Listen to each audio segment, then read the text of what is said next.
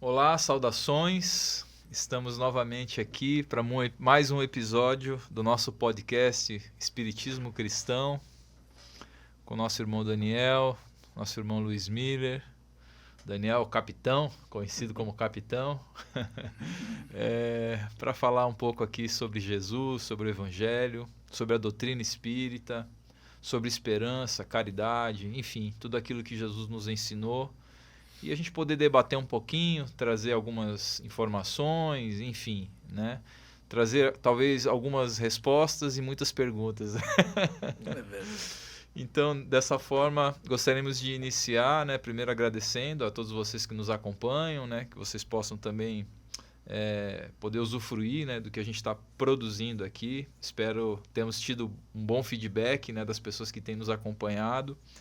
E esperamos continuar aí fazendo novos episódios, trazendo novos temas para poder apresentar essa doutrina tão maravilhosa que é a doutrina espírita.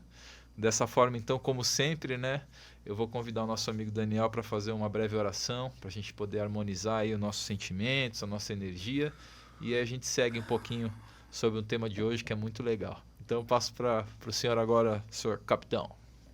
Ok, obrigado, Anderson.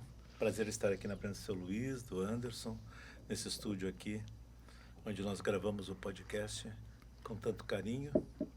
E é momento, então, de nós nos concentrarmos, pensarmos em Deus, em Jesus. E é momento também de lembrar de todos aqueles nossos irmãos que passam para as mais diversas dificuldades no momento atual. A gente pensa nos irmãos lá do Rio Grande do Sul, que se encontram em momentos provacionais difíceis, mas também lembramos que aqui, próximo de nós, tantas outras situações se apresentam.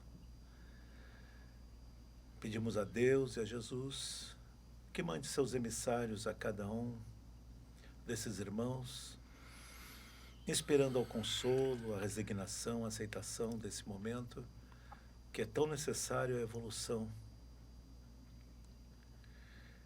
Que todos possam superar as adversidades, trazendo no coração a certeza de que Deus quer o melhor para todos nós, de que nada acontece por acaso, e por isso a necessidade da resignação, aceitação, pois é o melhor para todos nós.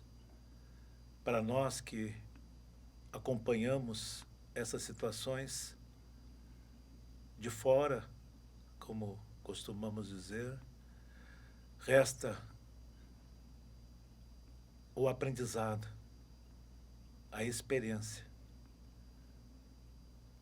para que possamos futuramente, quando atravessarmos momentos assim, pois nenhum de nós está livre, entender que tudo é para o nosso bem, que temos muito ainda, muitos caminhos a trilhar, muito a aprender, muito a evoluir.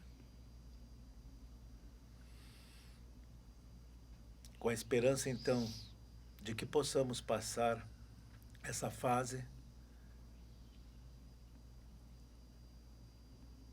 juntos, em pensamento, em intenção, que possamos levar as melhores vibrações a todos esses que sofrem, como eu disse, não só no Rio Grande do Sul, mas em todas as situações que se apresentam na nossa vida.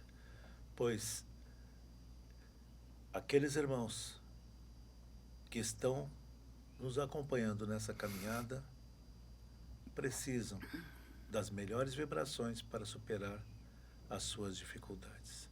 Muito obrigado, Senhor, pela oportunidade que nos dá nesse momento de divulgar a doutrina espírita e que possamos ser instrumentos da espiritualidade para o esclarecimento nosso e de nossos irmãos. Que assim seja. Assim seja. Muito bom, capitão. Pedimos agora a saudação do nosso irmão Luiz Miller, nossa enciclopédia. Muito obrigado, Anderson. Nossos cumprimentos a você, ao nosso irmão Daniel.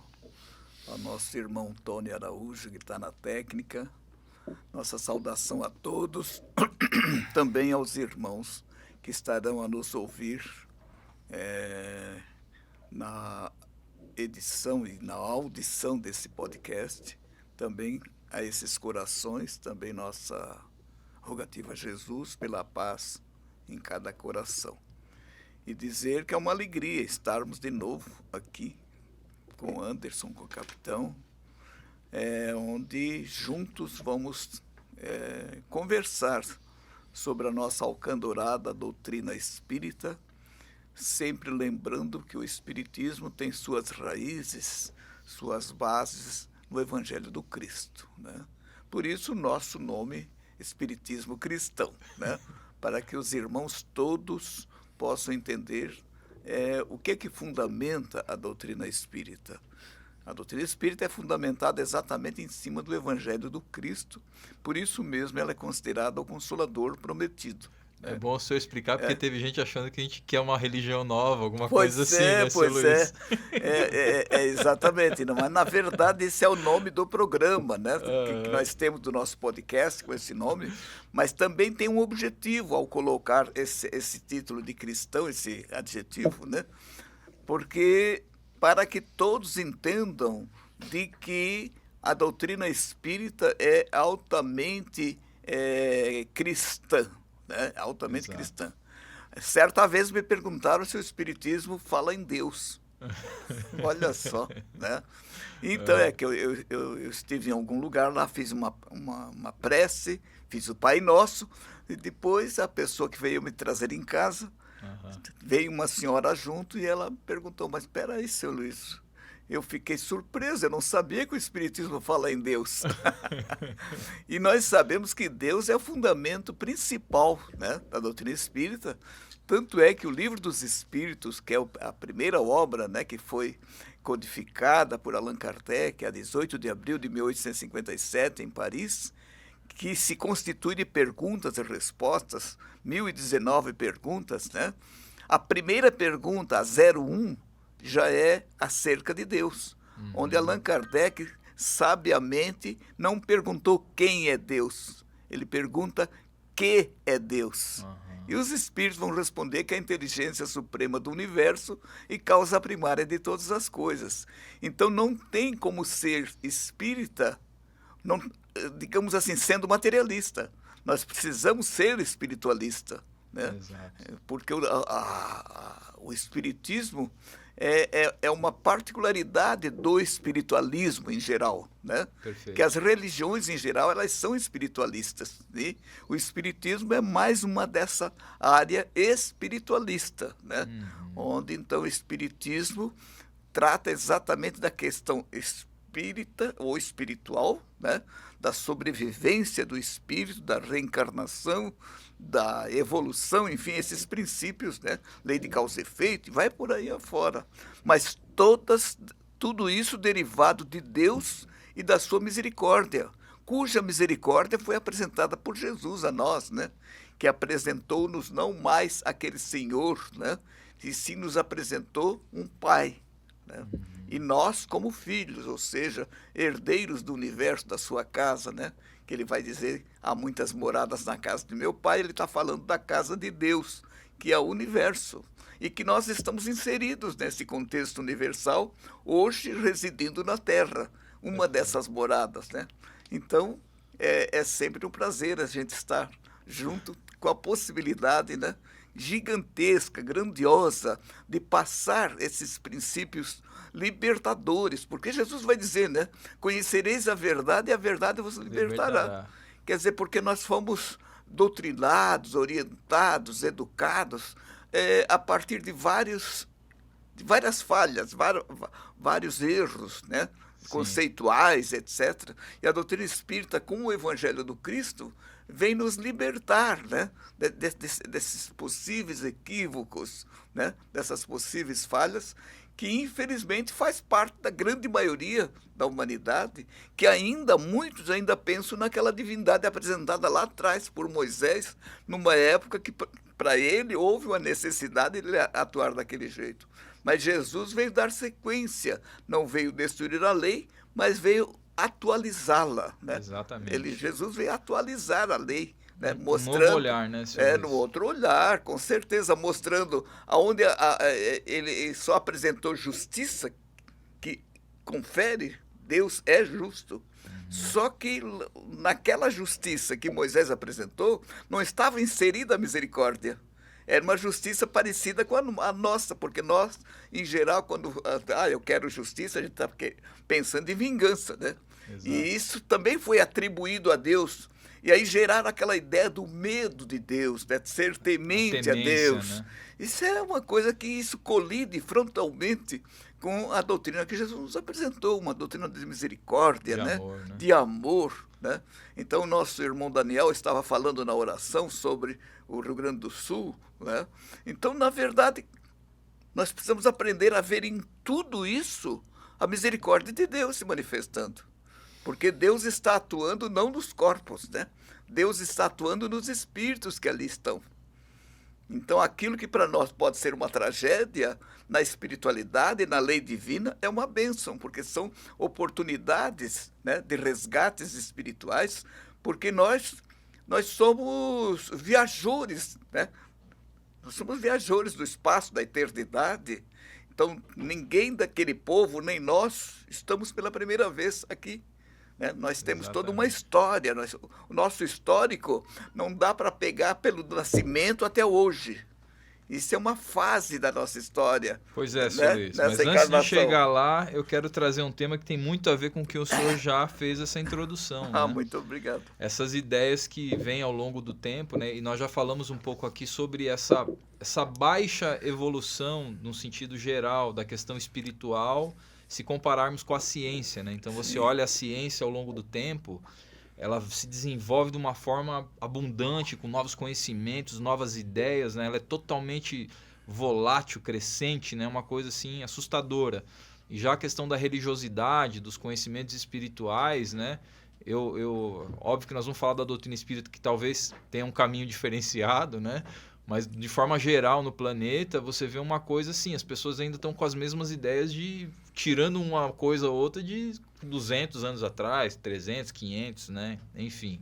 E aí a gente vai cair um pouco no tema de hoje, que eu acho que tem tudo a ver com isso, seu Luiz, que é a questão da fé raciocinada, né? O que é a fé raciocinada, né? Como é que nasce essa fé raciocinada? De onde vem essa ideia? Eu posso dizer para o senhor que foi o que me trouxe a conhecer a doutrina espírita, foi essa falta de raciocínio na fé, né?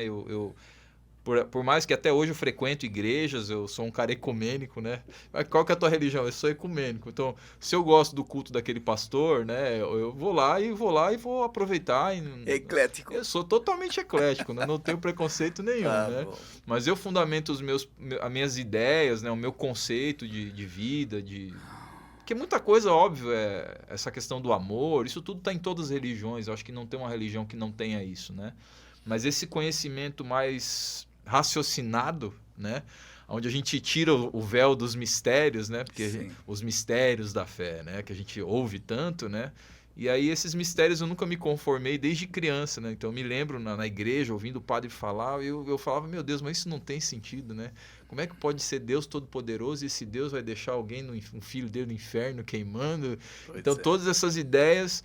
Então, daí parte um pouco essa questão da fé raciocinada, né? E que eu acho que tem tudo a ver com o espiritismo. Foi onde eu encontrei as minhas respostas, né?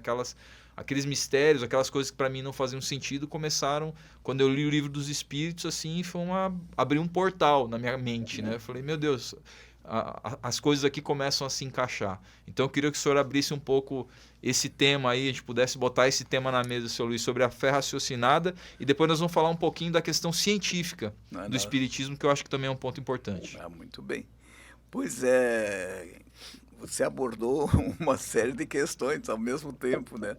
Mas a questão do desenvolvimento, por exemplo, da ciência, né?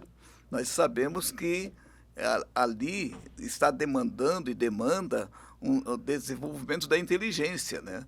E nós estamos nesse processo de encarnação e encarnação nas diversas culturas que nós atravessamos nessas existências nós em todas elas desenvolvemos a inteligência, né?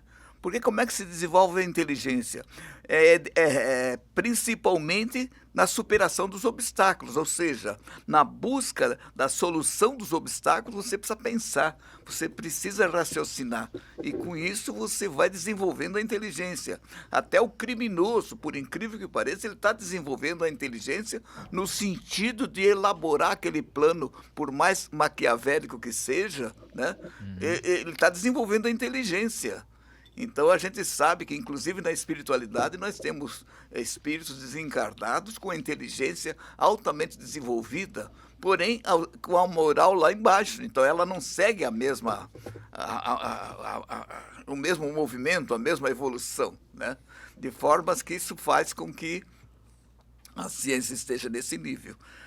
Eu só acho que não existe um bloqueio assim das pessoas, não vamos falar sobre isso, porque assim...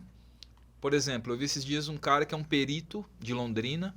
Ele ficou, acho que, 10 anos estudando as psicografias do Chico. Depois nós vamos falar um pouco mais sobre isso. Sim. Isso é um trabalho científico. E ele autenticou todas as psicografias através de um exame grafológico, que realmente os mortos, entre aspas, foram que escreveram aquelas mensagens, entendeu? Então isso é ciência, né?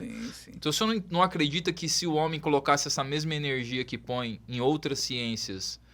Na questão espiritual, a gente não estaria mais avançado? Eu concordo com você e acredito sim. Acredito, só que a nossa cultura aqui é a cultura kantiana, né? O que é a cultura kantiana? É a positivista, né? Que Allan Kardec também era positivista, mas ele foi além da matéria. Porque não tem problema você ser positivista. Né? O problema é que Explica o que é ser positivista. É que Augusto Comte, né, foi o criador dessa ideia de positivismo, mas que apenas dentro daquilo que fere aos nossos 5 sentidos, as coisas materiais. Precisa ter provas, né? Não basta evidências, precisa ter provas físicas, né? E Kardec, claro que ele nesse sentido, ele se valeu também dessa ideia. E foi adiante até, né? Porque no começo a gente sabe que ele questionou a questão das cadeiras, das mesas girantes. Como é que pode uma mesa que não tem sistema nervoso, não tem nada, como é que ela pode ser manipulada? E depois ele viu que tinha alguma coisa que realmente se integrava naquela mesa, nos poros da madeira, né? E ela fazia parte daí do próprio espírito comunicante, porque ele vai dizer lá, os espíritos vão dizer que é pela vontade que eles movimentavam. Mas só pensar não é isso. Na verdade, o espírito ele fazia com aquela infiltração daquela matéria ectoplásmica e deles nos espaços intermoleculares da madeira, aquela peça passava a fazer parte do espírito. Como eu tenho o braço aqui, que ele faz parte do meu corpo. Então, o que eu preciso para movimentar o braço? Basta eu querer. Lá também, na medida em que havia essa ligação, né, fluídica com o espírito, ele fazia da mesma que queria, como eu faço do braço o que eu quero. Né? É a mesma coisa. Mas isso depois que ele primeiro enfrentou todas as dificuldades dentro daquela ideia positivista dele, e ele foi vendo que existia uma inteligência por detrás, porque as perguntas e as respostas que vinham eram respostas altamente inteligentes, né? E ele partia daquele princípio que também é científico, né? Método científico. Método científico, ou seja, se ele tinha uma resposta inteligente, é porque tinha uma inteligência que estava enviando aquela resposta com aquele poder, né? Com aquela inteligência toda, né? Então, ele partia do que não é efeito sem causa, né? Se a causa é inteligente, só pode provir de uma fonte inteligente. E isso aí ele já começou a entrar no processo do raciocínio, mas extrapolando, né? Vendo aquilo que até então não era vista, porque, na verdade, todos aqueles movimentos das mesas girantes ou coisa parecida eram, naqueles salões, espetáculo, como você vai a um teatro. e aquilo estava sempre cheio. E depois, com Kardec, com a presença dele, etc., a coisa foi tomando um outro rumo, mas também foi esvaziando os salões, porque eles não tinham interesse nessa parte mais espiritual que Kardec teve. Né? E ele também desmantelou muita picaretagem também. Ah, né? mas é claro, exatamente, exatamente. Porque a gente sabe que em nome da chamada verdade, nós sabemos que tem muitos, como Jesus chamou, de falsos profetas, né? Sim. Que nós tivéssemos cuidado. Então, a gente vê esse aspecto e que, em função disso, é que ele coloca a necessidade da fé raciocinada, né? Certo. Para que ela fosse uma fé construída de uma forma que nada pudesse abalar você. Porque sem essa fé, você, por exemplo, tem um desencarne, uma morte na família. Aquilo vai abalar a tua fé? Nós sabemos que não podemos nos abalar, por quê? Porque a fé raciocinada, ela se torna uma fé inabalável. E Kardec vai dizer que fé inabalável só é aquela que pode encarar a razão face a face em qualquer época da humanidade. Perfeito. Né? Só que ela precisa ser construída, essa fé, né? Como o próprio Kardec, ele foi usando as possibilidades materiais, foi eliminando as possibilidades, né, de fraude, etc., para chegar na verdade. Então, nós também precisamos trabalhar, por exemplo, né? A reencarnação é um dos postulados da doutrina espírita. Tem pessoas que falam para mim, puxa, Luiz, no Espiritismo tudo é aceito, agora não tem como eu entender a reencarnação. Mas por quê? Porque a pessoa viu primeiro que não dava e não foi adiante. Nós precisamos começar a lucubrar, a pensar naquilo, porque as evidências que são colocadas da reencarnação, elas precisam ser pensadas. Perfeito. Que é um processo, eu diria até filosófico, porque você vai pensar na justeza da justiça de Deus. Eu acho que a gente chega a um ponto, o senhor está falando da reencarnação, eu acho que esse aí são uma dos... Porque eu particularmente sou uma pessoa assim...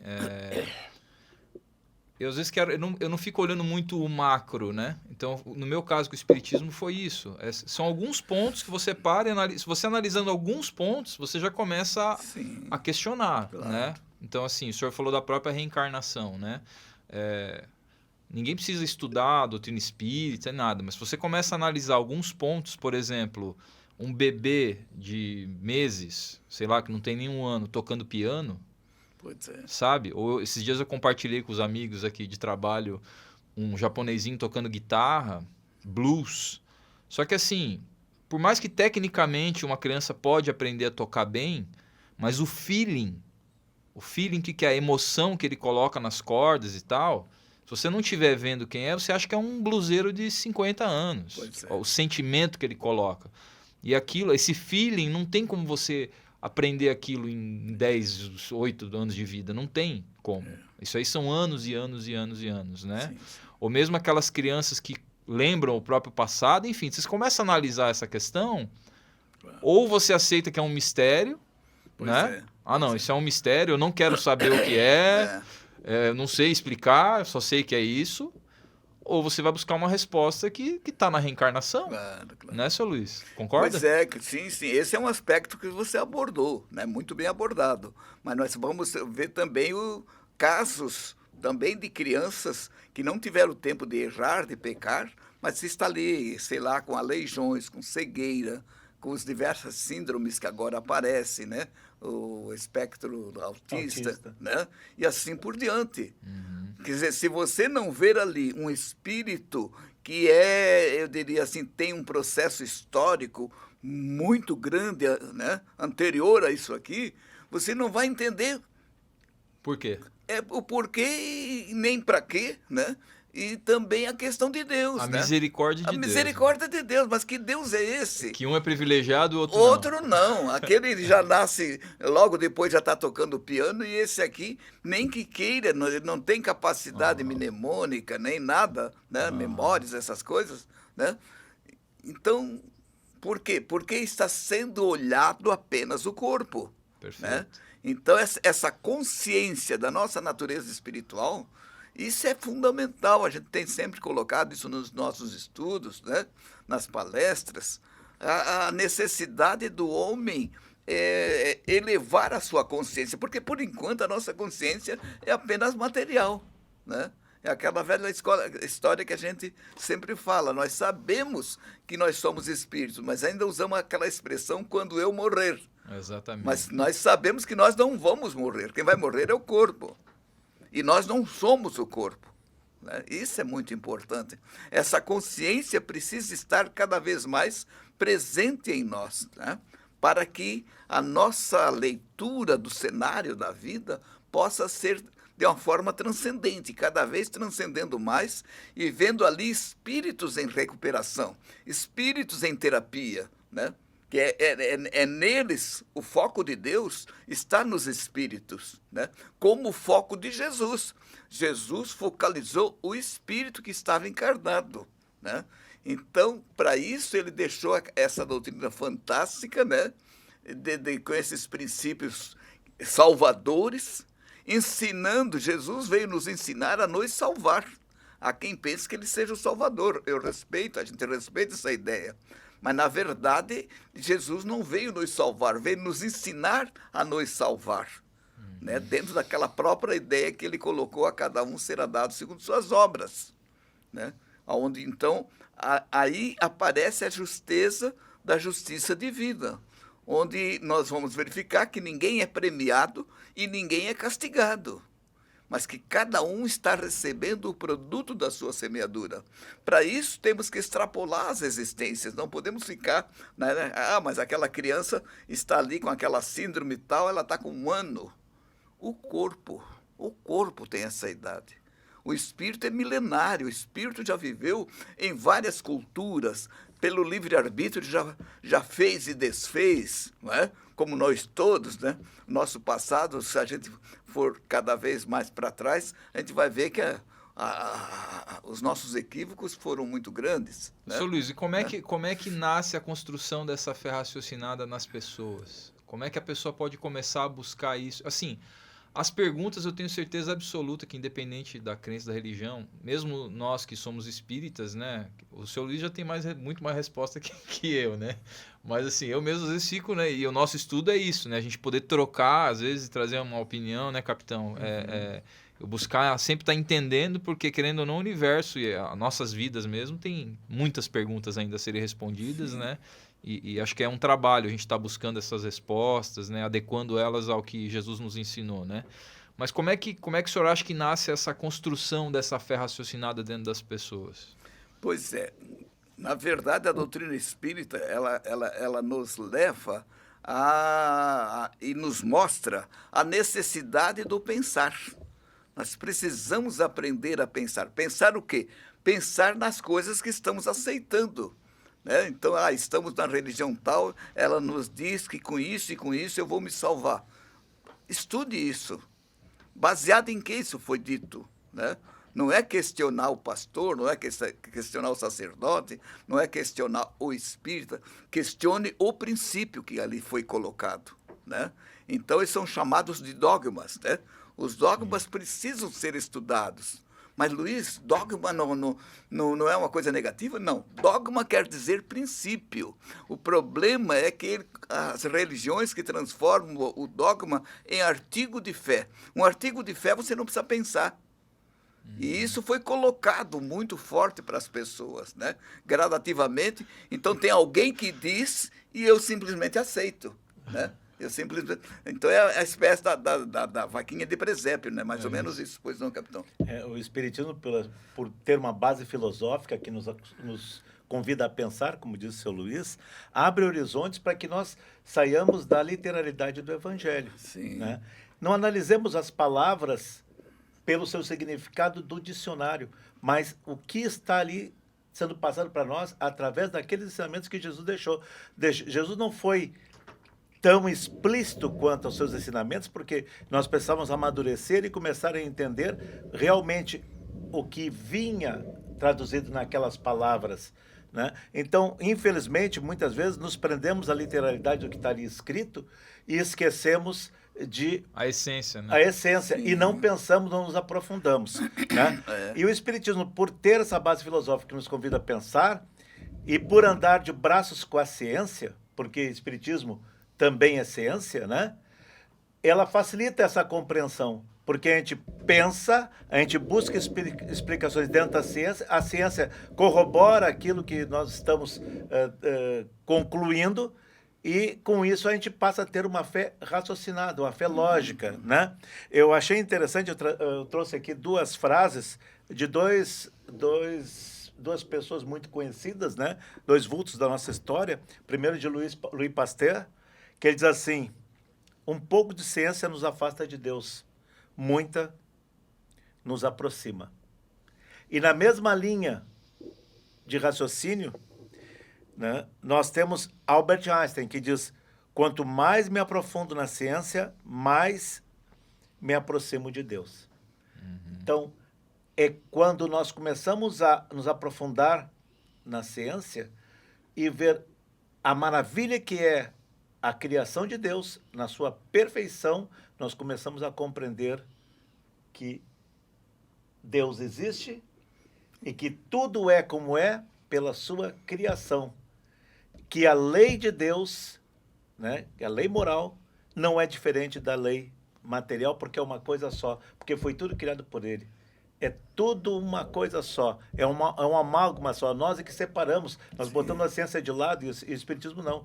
Traz a ciência para dentro né, dos seus princípios. Então, é filosofia, ciência, como costuma dizer seu Luiz, com consequências morais. Porque quando nós entendemos, nós nos modificamos, e isso nos traz consequências que nos transformam para melhor. Exatamente. São as consequências morais. Em cima do que você está falando, capitão, eu deixo um convite aqui para os irmãos para assistirem um documentário chamado Mundos Internos e Mundos Externos, que ele fala sobre os fractais. E ele começa a mostrar que tudo é igual, né? Todo o desenho, aquele design de Deus que eles falam também, tem publicações sobre isso, né? Sim. E eles vão em várias religiões no mundo inteiro, né? Desde uma gota d'água, tudo acaba tendo Fibonacci estudou também. Acaba tendo um sincronismo e um desenho que é esse desenho. E eu dei risada aqui, seu Luiz, que o senhor falou da questão do dogma, que aquela coisa é daquele jeito, e você vê por que aquela coisa é daquele jeito, né? Eu lembrei daquela série O Alto da Compadecida, até vai ter um novo episódio agora, que tinha o Chicó, né? E aí o Chicó contava aquelas histórias absurdas. Não, porque eu peguei um peixe, fui viajando por peixe por 6 dias na água e não sei o que e tal, né? Daí o amigo perguntou: mas como é que você ficou 6 dias sem comer, sem tomar água, não sei o que? Ele: eu não sei, só sei que foi assim. Eu lembro disso aí. Eu não sei, só sei que foi assim. Ariano Suassuna. Então é um pouco isso, né, seu Luiz? Não, mas aí que está. Então, é que Jesus, na verdade, ele se expressou em algum momento sobre essa questão dessa fé, né? Quando ele fala da casa construída sobre a areia e da casa construída sobre a pedra. Perfeito. Né? Uma casa construída sobre a areia, né? Qualquer vendaval que vem ou a própria maré vai encher e vai demolir, né? Mas aquela construída sobre a pedra, essa tem toda uma base sólida, né? Essa base sólida representada na pedra é exatamente o estudo que você vai fazer, vai raciocinar em cima do que você está estudando, daquilo que foi dito para você, para que não se torne apenas uma fé porque alguém te disse. Você, mesmo no Espiritismo, principalmente, para que, mas o Luiz Miller falou isso, o Anderson, o capitão, ótimo, né? Eu questiono até situações de plano espiritual, né? Porque o espírito tal disse pelo médio tal. Muito bem, vamos ver o que ele disse e vamos contextualizar, vamos estudar isso ali. Não é porque veio do plano espiritual, né, que você vai simplesmente aceitar. Mas o médio é famoso, é isso e aquilo. Muito bem, mas todos nós estamos sujeitos a influências negativas, né? Eu lembro que o apóstolo Pedro foi, em 2 momentos, uma hora ele foi médium do bem, da luz, quando ele disse lá: tu és o Cristo, o Filho de Deus, né? E depois, no outro momento, quando ele disse: mas mestre, tu não pode passar por isso, nós não vamos deixar tu passar por isso. Afasta-te de mim, Satanás. ele vai dizer. Ou seja, o mesmo Pedro, o mesmo médium, em 2 momentos teve 2 situações diferentes, porque a espiritualidade inferior está aí. É só encontrar uma brecha em nós, né? nas nossas frequências, né?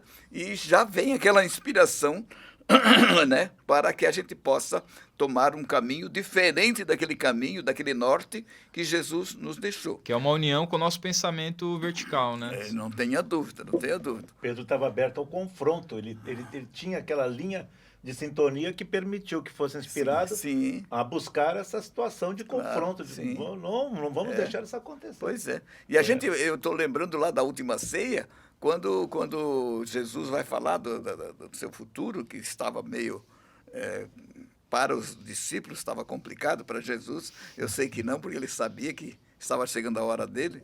Não, mas pelo Senhor eu morro, eu dou minha vida pelo Senhor. O que, Pedro? Tu disse que tu dás a tua vida por mim? Te asseguro que hoje, antes que o galo cante, 3 vezes me negarás e vai acontecer. Né? Veja, naquele momento, o horizonte, a consciência horizontal, né, dele, quer dizer, uma coisa bem humana, bem imediata, ou seja, ele não tinha atinado ainda a grandeza, né, de Jesus, a missão salvadora dele, no sentido de nos mostrar como temos que nos proceder para buscar essa dita salvação, né, para que a gente possa essa salvação entender como sendo a questão da anulação dos nossos débitos, né? Os processos expiatórios que a gente passe com segurança, com serenidade, né? Com fé, resignação. Então, é nesse sentido. Mas isso ele vai conseguir isso bem depois, né? Que ele vai se transformar no grande Pedro, né? E é depois da negação, né? Pois é. Depois da negação. E essa construção, seu Luiz, então, nasce um pouco desse questionamento, né, eu acho, né? Eu acho que também do estudo, né, seu Luiz? Correr atrás, né? É fundamental. O senhor falou, inclusive, da casa que é feita na rocha, né? Mas a gente acho que nunca deve achar que a nossa casa está na rocha, sabe? Acho que a gente sempre tem que estar colocando uma pedrinha, um cimentinho, né? Tem que ir reforçando. Ver se não tem uma trinca, né? Porque essas trincas vão abrir, né, seu Luiz? Poderão abrir, exatamente. Uma hora ou outra você vai baixar por alguma coisa, algum motivo, você vai ter essa fraqueza, é o momento de você... Onde é que está rachado e dar uma isolada ali, porque eu acho que quando a pessoa se acha muito forte, aí mora o perigo às vezes, né, seu Luiz? Claro. E aí é onde vem a importância, como você falou, do estudo, né? O estudo vai te levar a quê? Vai te levar a conhecer os princípios que fundamentam a tua crença, né? Que a gente começa pela crença. Para chegar numa fé raciocinada, primeiro você precisa acreditar. É o ponto de partida. Eu já escutei irmãos nossos dizer, não, Luiz, mas eu não creio, eu sei. Meu filho, hoje você sabe, mas você começou acreditando. Mesmo inconsciente, você começou aceitando aquela primeira palestra que você escutou, falar nisso, falar naquilo. Você pensou naquilo e acreditou. E foi adiante, né? Então, hoje, a maioria dos espíritas, a grande esmagadora maioria que estuda, eles sabem, realmente, hoje não é mais uma crença, né? É uma verdade, né? Aí, como diz o Divaldo, eu não creio na reencarnação, eu sou uma reencarnação. Certa vez ele disse assim, né? Então, mas o estudo vai te levar, e você precisa entender que princípios são esses, porque os princípios, eles esparsos, eles já existiam antes da doutrina espírita. Qual foi o papel de Kardec e dos espíritos? Reunir esses princípios que estavam esparsos num feixe. Reuniu em feixe a questão de Deus, do universo, do espírito, né? Maldade, da evolução, sofrimento, né? Dessas coisas, isso tudo já existia. Ele reuniu esses princípios e isso formou esses pilares que sustentam a doutrina espírita, né? Deus, universo, espírito, né? Reencarnação, lei de causa e efeito, lei de evolução, né? Comunicabilidade dos espíritos sempre existiu, né? Que no caso a comunicabilidade é a questão da mediunidade, né? E que praticamente a gente chama mediunidade depois de Kardec e antes de mediunismo, né? Mediunismo é aqueles movimentos que sempre existiram e continuam existindo, né? Com os seus valores, etc., com os seus processos éticos, mas no espiritismo essa mediunidade ela precisa estar atrelada ao Cristo, né? A mediunidade com Jesus, né? Isso, há uma diferença muito grande. A gente sabe que ao longo da história isso sempre aconteceu, né? Essa questão do pensamento religioso, essa questão de espiritualidade, das forças da natureza, dependendo, né, do momento histórico, cada um tinha suas crenças, né? Lá inicialmente no movimento tribal, né? Depois assim no movimento mais digamos assim, mais cultural, né?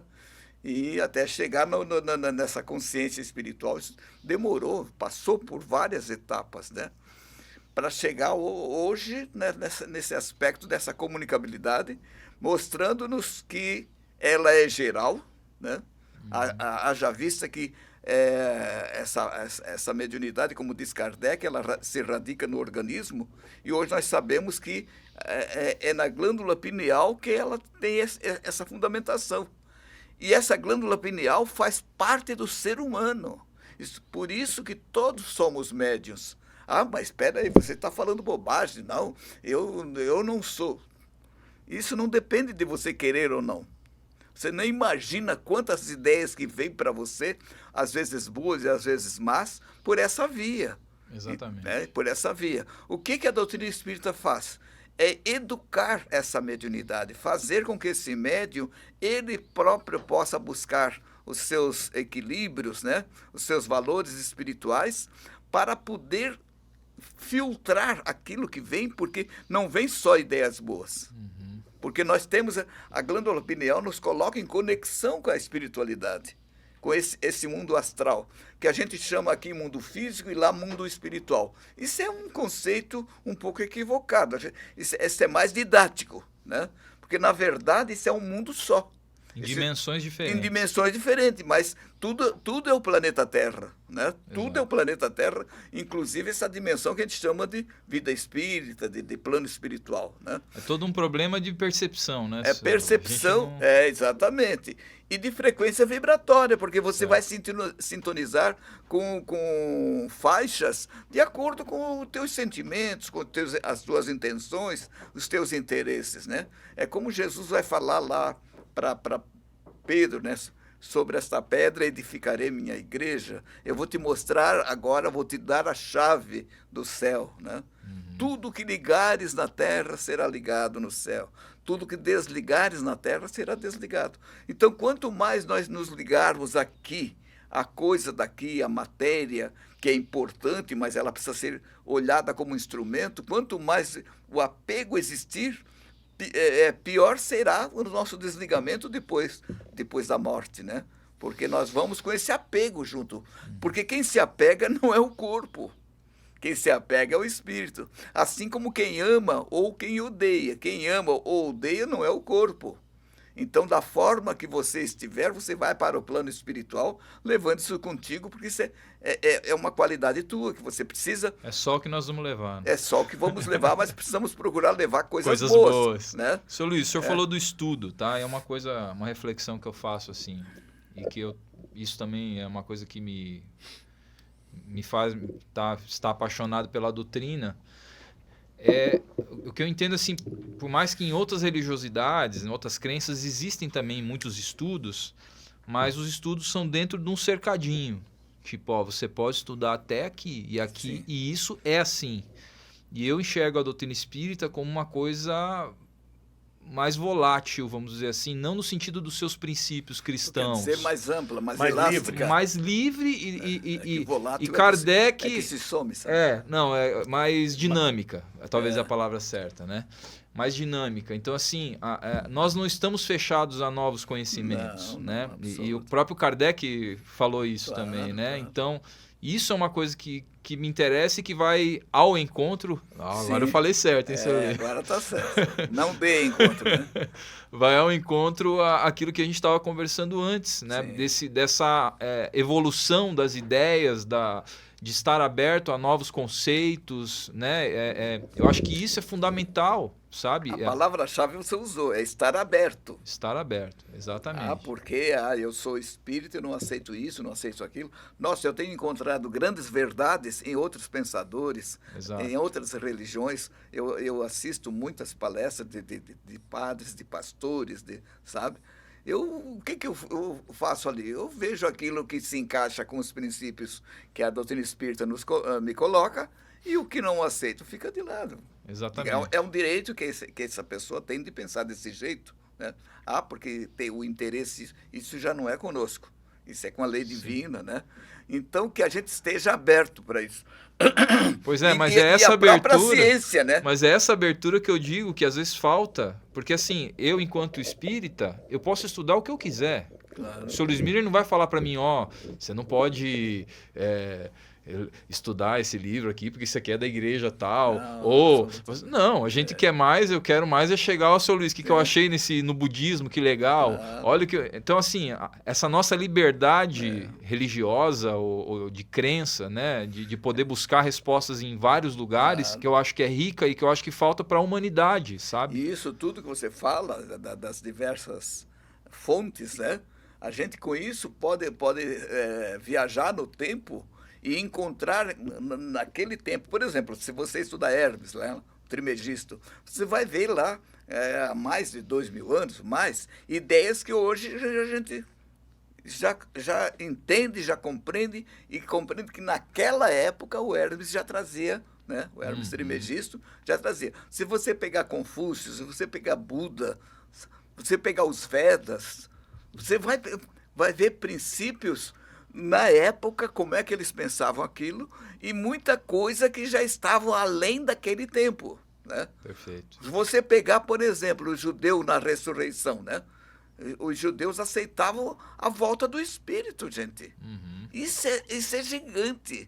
Tem gente que se apega não, mas eles pensavam que vinha no próprio corpo. Para mim, isso é uma questão de época. Mas a ideia central, que é do espírito poder voltar, isso é o que nós pensamos hoje. Exato. A reencarnação é isso. É a ideia daquele espírito, daquela alma que viveu, poder retornar e continuar o seu trabalho. E o judaísmo, né? é reencarnacionista, né? Ele é reencarnacionista, né? Porque eu vi esses dias não um tem rabino... não tem a nossa... Não é igual, não mas tem. que nem eles acreditam que se eu faço coisas erradas e tal, eu vou ter que resgatar isso numa outra encarnação, né? Eu vi um rabino falando... O karma budista também, né? O karma também, né? Mas no momento em diante que ele esperava a volta de Elias, né? Como é que Elias ia voltar se não fosse através da reencarnação? É que eles não entendiam como esse processo ocorria, né?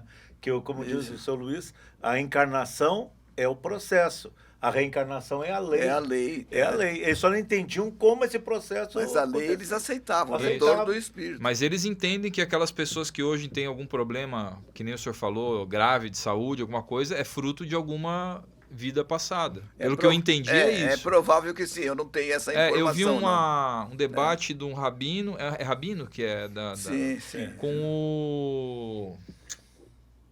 Putz, me fugiu, mas é um cara que entende muito de Cristo, tá, um estudioso, agora me fugiu.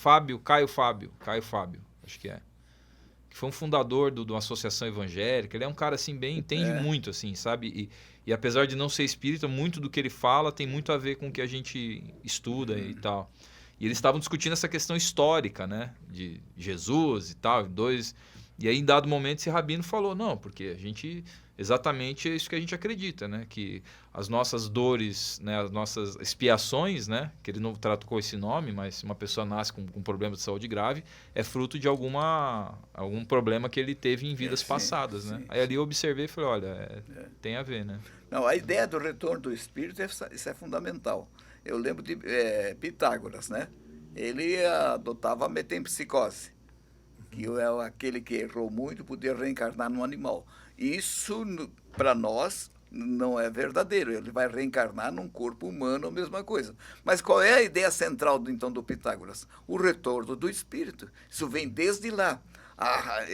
Esses meandros da encarnação, isso com o tempo viria, como aconteceu com os judeus, né, da ressurreição, com o tempo viria o esclarecimento, né? E um retorno por necessidade. Porque ele sim. precisava expiar aquilo que ele fez de mal. Exatamente. Né? Só ele não entendia como isso se processava, Claro. porque ele pensava que para castigar tinha que voltar como animal. Como animal, Então, assim, só para que a gente não seja tão ortodoxo, né? Que a gente possa entender, até essa ortodoxia até dá, né? Mas entendendo o retorno do espírito. Perfeito. O nome que você vai dar, se vai ser como nós entendemos na reencarnação ou não, né? Isso é outra questão, né? Então, por exemplo, os indianos, né? Os hindus lá, eles aceitam também o retorno. Eles são tão fortes na reencarnação que eles vêem naquele menininho ali, ó, vamos ter que educá-lo, que ele veio para isso. Eles preparam aquela criança para ser aquele que eles esperam que seja, né? Então, a doutrina espírita, então, com essa fé raciocinada, né? Ela nos ajuda a entender esse processo, a verdade respingando aqui, ali, acolá, alhures, em toda parte, né? Nós é que temos que ter olhos de ver, porque ela vem. Eu gosto muito, eu acho que, não sei se nós já falamos aqui, a questão do Leonardo Boff. Para mim, esse cara é um mensageiro de Jesus. E é um padre católico, um sacerdote. Mas a visão dele vai muito além da missa, vai muito além dos cultos exteriores. É gostoso ler as obras dele, né? Então, e aí isso me leva assim, a levar lá para o tempo de Jesus, para um José de Arimateia, para um Gamaliel, para um Nicodemos, que estavam naquele meio com alguma tarefa também para ser uma espécie de contraponto, né? Perfeito. Então ouvir essas pessoas, né? Então, quando eu vejo que o Leonardo Boff vai falar, eu já ligo ali, né? Porque às vezes está ele, sei lá, o padre tal, né? Vamos ouvir, né? Vamos ouvir para ver qual é o ponto, né? Que ele está levantando, e a gente vai ver que os pontos, eles convergem, né? Para esses processos da verdade, né? Seu Luiz, Espiritismo e a ciência. Queria que o senhor falasse um pouco sobre isso. Pois é. A ciência, no Espiritismo, nós temos a ciência espírita, né?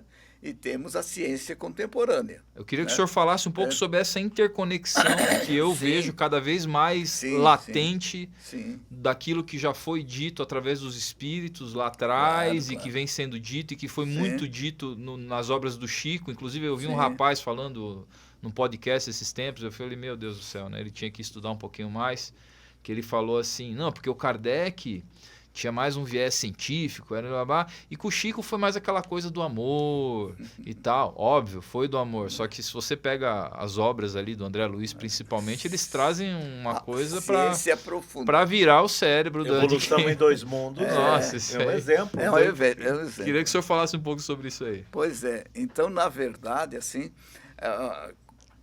a ciência, vamos dizer a ciência contemporânea, eu, pelo menos, vejo a necessidade de nós estudarmos essa ciência, porque ela vai nos ensinar mecanismos aqui da matéria. Só que nós, ao estudarmos a matéria, nós vamos não parar naquilo que eles estão apresentando como, digamos, força da matéria, que aqueles movimentos, os processos de mutação, essa coisa toda. Isso nós vamos colocar ali mais um elemento, que é o que está faltando ainda para a ciência, né? É colocar o elemento espiritual. Mas Kardec vai falar disso lá no Evangelho segundo o Espiritismo, já no capítulo 1, né? Aliança da ciência e da religião. Ele é uma espécie de profeta. Eu tenho um livro que eu encontrei ali na Sociedade Espírita de Joinville, a profecia de Allan Kardec. Eu digo, meu Deus, mas o que ele profetizou? Mas fui ver que livro, é um livrito. Mas o que eu aprendi ali, rapaz. E aí ele fala como profecia a a aliança da ciência e da religião. Então, Anderson, o que vai fazer essa conexão, e nós sabemos que o que vai provar o espírito é a ciência. Uhum. O que vai provar a existência do espírito é a ciência. E hoje nós estamos caminhando já com a física quântica, né? Estamos caminhando com grandes estudiosos, né? Como Jean Charron, né? Espírito, o Grande Desconhecido, o livro dele, né? E tantos outros, né, que estão estudando a ciência, mas levando em conta o elemento espiritual. Então, a ciência como um todo ainda não tem essa abrangência, mas dentro da ciência nós temos vários cientistas que já são espiritualistas. Sim, médicos, né? Médicos, nossa, médicos, né? E agora nós temos bastante nessa área científica a questão da EQM, né? Da experiência de quase morte. Isso está sendo estudado no mundo. Aqui no Brasil tem vários fatos, né? Muito, mas nos Estados Unidos é fantástico. Isso sabe, é bem maior do que nós temos aqui. Mas aqui nós temos um canal, né? Afinal, o que somos, que a gente recomenda para os irmãos procurarem lá no YouTube. Só coloca lá, afinal, vírgula, o que somos. Isso é feito por um físico e um médico, olha só. É a ciência já trabalhando. Sim. Né? Já trabalhando. E as informações que vêm, porque eles entrevistam pessoas que tiveram EQM. E eles vêm narrar aquilo que eles viram, o que eles ouviram, o que passaram naqueles momentos em que estavam em coma, né? E que depois tudo eles confirmam quando voltam, né? Porque ali em coma, eles já viram que aquele estado comatoso vai levar o cérebro, de certa forma, a parar. Ele para. Mas se ele para, como é que o outro traz memórias? Perfeito. Se ele está inativado... Visuais, né? Memórias visuais. Visuais. Né? Então, o processo mnemônico não se dá com aquele cérebro, se dá com o cérebro perispiritual. Com a consciência. Com a consciência em si. E o que eles narram, o que eles veem, o que eles sentem... Eu assisti, eu acho que umas centenas já. É deslumbrante aquilo ali, sabe? É incrível. E como é feito, são narrações naturais que eles vão fazendo. Os entrevistadores não questionam, apenas vão perguntando em cima daquilo que eles falam. Senhor Lourdes, o senhor lembra de algum fato porque eu sei que tem esses dias mesmos eu vi que o Chico falou sobre a matéria fluídica, né? E agora em 2018 saiu uma... Eu sei, acho que tem na obra do próprio Allan Kardec, tem coisas sobre planetas, né? Que hoje a gente vê que realmente era sobre energia. Não sei se o senhor recorda alguma coisa assim. Não, a questão de fluidos, de energias, é isso que tu fala? Eu acho que assim, tem vários pontos dessas obras lá de trás que hoje a ciência está comprovando que, Sim, olha, aquilo tem sentido. Não sei se o claro. senhor lembra de algum desses pontos aí. Exatamente dos pontos científicos, eu não recordo. Tem um do né? Kardec, que ele fala, acho que dos planetas, eu não lembro agora. Não, mas na doutrina espírita, claro, isso aí é fluido cósmico universal, né? Esse fluido que banha o universo e que vai se ficando mais denso, né? Se adensando até nós que aqui estamos. Então, toda a matéria que existe é produto desse fluido cósmico universal, que é a matéria primitiva, é a matéria elementar, né? Mas que ela vai se quintessenciando ao ponto de gerar um planeta, gerar uma nebulosa, coisas desse naipe. E nós estamos todos respirando nesse fluido cósmico, né?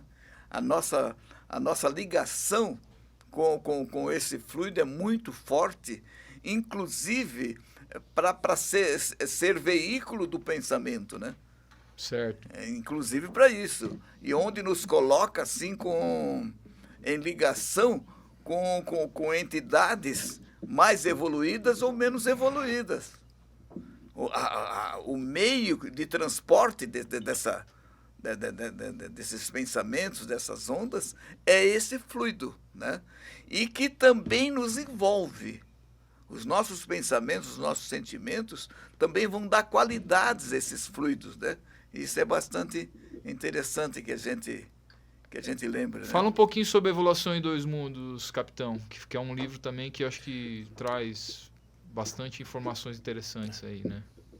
O livro Evolução em Dois Mundos, que é do espírito André Luiz, que veio pela psicografia de Chico Xavier, ele nos mostra a evolução do plano físico e do plano espiritual de forma científica, detalhada, né? Desde a formação dos orbes, do universo dos orbes, a formação do planeta Terra, a sua constituição, a dinâmica de tudo que aqui foi criado, né? E se desenvolveu.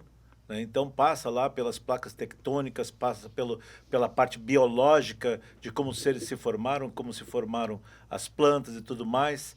Então é um livro que exige um pouco também de conhecimento geral. Nossa, é difícil, hein? É difícil. Nossa. E por isso foi elaborado, inclusive, o elucidário. O livro Evolução dos Dois Mundos, ele tem um elucidário que, infelizmente, ele não foi mais editado. Nós encontramos atualmente nos sebos para comprar, né? E também encontramos na internet para baixar o PDF dele, né? Mas é claro que a gente que gosta mais do papel, a gente acaba imprimindo para poder lidar com ele. Mas o elucidário da Evolução em Dois Mundos é dividido em capítulos. E com isso a gente consegue, os mesma sequência de capítulos do Evolução em Dois Mundos, a gente consegue trabalhar o Evolução em Dois Mundos e o elucidário, né? Quando tropeçamos em alguma palavra mais difícil, o elucidário ali nos traz, né? Então, ninguém domina tudo da química, da biologia, da física, da geologia, da geografia, da história. Então, precisa de um material que nos dê suporte para poder entender o livro. E esse elucidário nos facilita isso. Então, estudando o Evolução em Dois Mundos com o elucidário, a gente consegue se aprofundar um pouco mais e entender como tudo se formou. Né? E não basta uma única leitura. O Evolução em Dois Mundos ali é para estudar pesado. O estudo, né? Aprofundado. O seu Luiz já trabalhou esse livro, né, em estudo e tudo mais. Ele teria mais base até de falar do que eu, mas eu tive a sorte de quando eu tive contato com a Evolução em Dois Mundos lá em 92, me emprestaram junto o elucidário. Aí depois eu comprei o elucidário. Mais fácil. Depois eu emprestei o elucidário e o elucidário não voltou mais, porque ele é a realidade, né? E assim vai. Mas é um livro para ser estudado. Né? E muita gente desiste da leitura dele porque não é um livro fácil. Não é fácil. Não é um romance. Não. Ele é bem científico. Agora, os esclarecimentos que ele traz, o embasamento científico que ele traz para que a gente possa ter mais fé raciocinada é o mais importante. Né? Pois é. O seu Luiz pode até... porque a própria palavra evolução em dois mundos está dizendo que a nossa evolução se processa nessas duas dimensões. Né? Não é só aqui. Que mesmo quando estamos encarnados, nós estamos conectados. Encarnados, quer dizer, no estado de vigília, nós estamos também conectados. E quando chegamos, né, a nos emancipar parcialmente à noite, ou enfim, durante o dia, a hora que dormimos, também nós vamos estar nessa outra dimensão.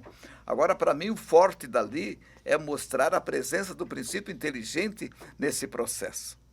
A gente vai notar ali que o processo, aqui para nós, né, ele passa pela mutação, pelas transformações necessárias, porque o princípio inteligente evoluiu. Né? Então, há uma evolução aqui no princípio inteligente e um progresso aqui na parte material. Né? Então, você pode estudar, por exemplo, vai estudar o darwinismo. Está ótimo, né? Dentro do aspecto científico, só que o Darwin ele chegou só até a matéria. Ele vai até ali. E o André Luiz nos leva... Foi para frente porque a presença do princípio inteligente é fundamental. Né? E aí a gente pode observar pensamentos ou pensadores, né? Eu lembro deixa eu ver, eu acho que é o Leon Denis, o Leon Denis que dizia, né, que a alma dorme no mineral, agita-se no animal, vegeta no vegetal. Não, é outra coisa. Espera aí, deixa eu lembrar bem. Ela dorme no mineral, agita-se no animal, no vegetal. Não, no vegetal ela sonha, agita-se no animal e desperta no homem. Quer dizer, é esse processo que o André Luiz vai descrever, né? Só que usando coisas da ciência nossa, ciência contemporânea, né? Incrível. Então é onde que ele lembrou o capitão. Inclusive eu tenho também esse elucidário, né? Então essa questão que vai fazer com que a gente vê essa ligação necessária entre o espírito e a matéria, né? Que, aliás, aqui no Livro dos Espíritos, nós vamos ver que os espíritos vão informar a importância da ligação do espírito com a matéria. Sim. Né? Para quê? Para intelectualizar a matéria. Isso eu estudei muito isso aí, sabe? Seu Luiz, para a gente indo já caminhando para o final, mas eu não queria terminar sem a gente falar sobre isso. Assim, para mim, o que é uma coisa muito forte, né, é o próprio Chico, né? Então, o Chico, um homem humilde, que acho que tinha até o 3º ano primário, né? Escreveu, entre aspas, mais de 550 obras, né? Então, se você fizer uma conta de português, que eu não sei também por que falam isso, tadinho dos portugueses, né? Mas é um termo que a gente usa. 550 obras, se você ler uma por mês, vão ser 45 anos lendo...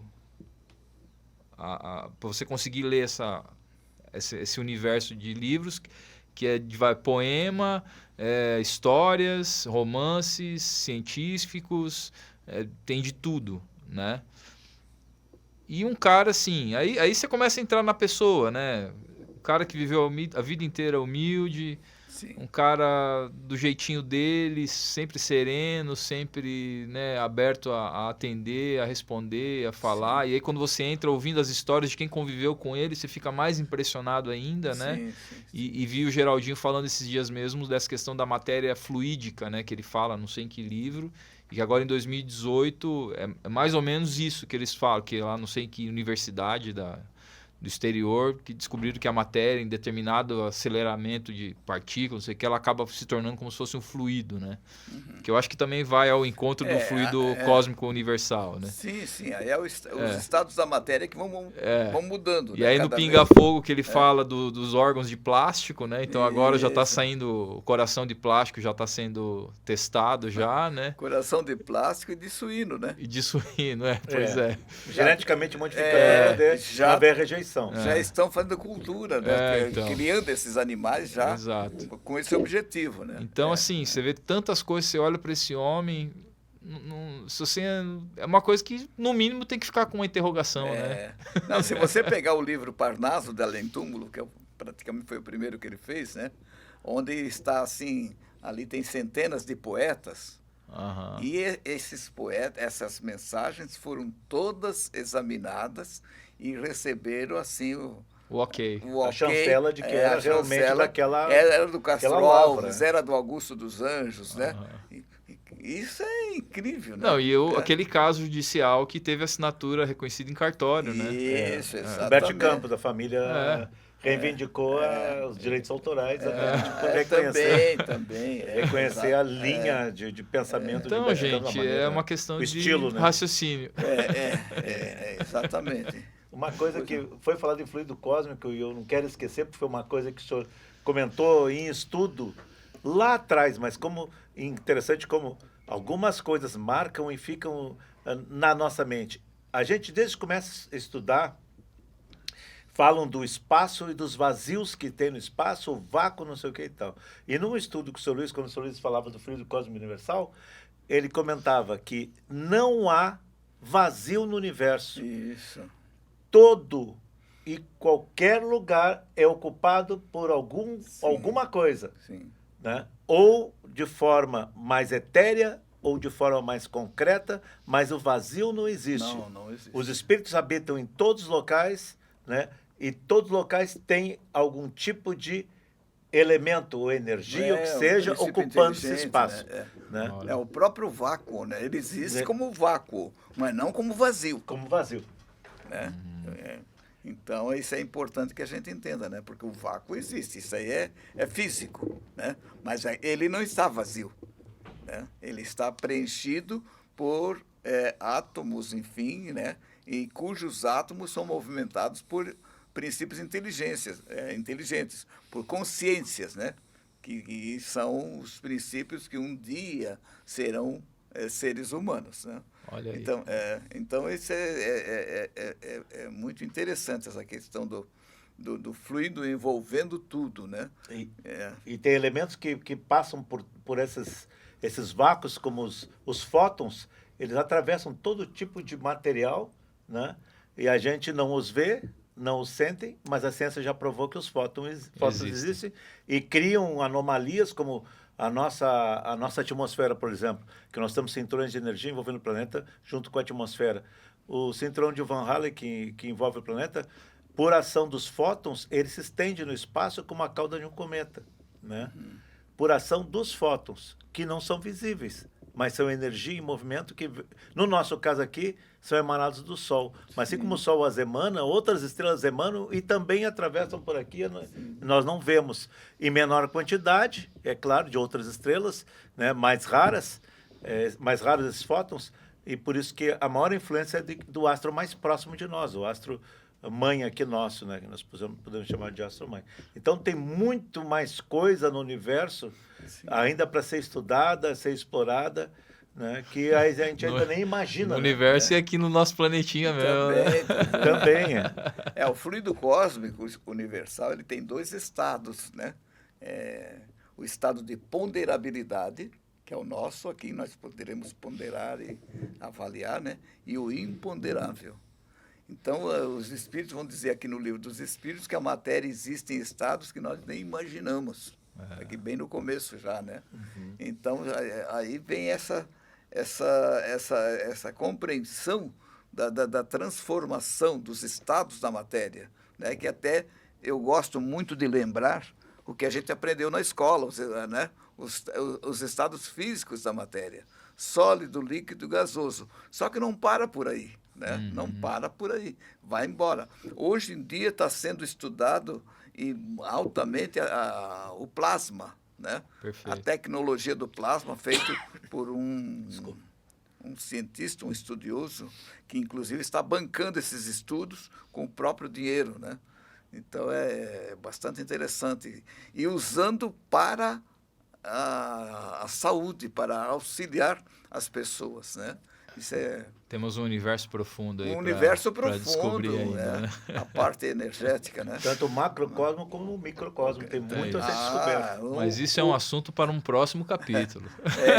O microcosmo é fantástico. É fantástico. Né? É fantástico. E ainda não sabemos quase nada sobre ele, né? Então tá, meus irmãos. Acho que a gente vai caminhando agora para o final desse episódio. Acho que foi muito legal a gente poder falar sobre tantos assuntos.